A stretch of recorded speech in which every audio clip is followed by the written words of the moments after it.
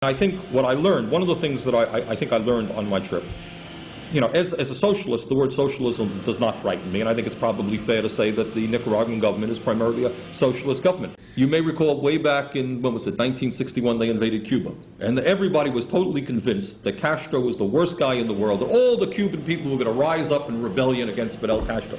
They had forgot that he educated their kids, gave them health care, totally transformed the society.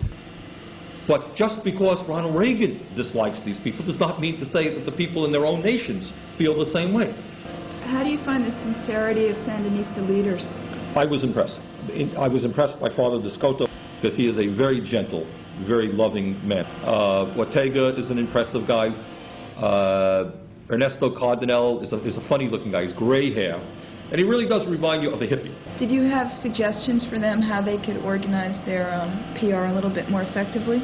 I think it's, yes. I mean, the point that I try to make to many of the people that I spoke to is they're getting killed in the American media. Mm-hmm. They just cannot compete. Reagan and his people are so sophisticated. They own the airwaves, of course. Reagan, the media, every time Reagan gives them a photo opportunity, thousands, thank you, Mr. President.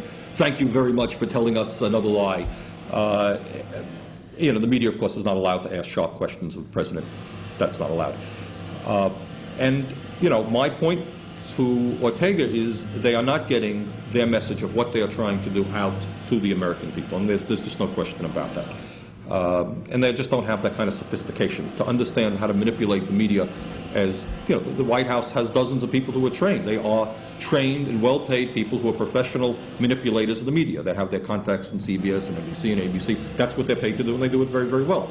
You know, Ortega is the president of a country of 3 million people. They have probably one television station. They have no sophistication. They have no knowledge as to when you call. You know, they call press conferences that the media can't even use here in the United States because it's the wrong time. You know, there's a whole science around this, which they're not aware of. They have contacts now they've hired a public relations firm in the United States, and they're trying to improve it. But the main point is, I think they have got to very greatly improve their ability to communicate with the average American, and that's what I said.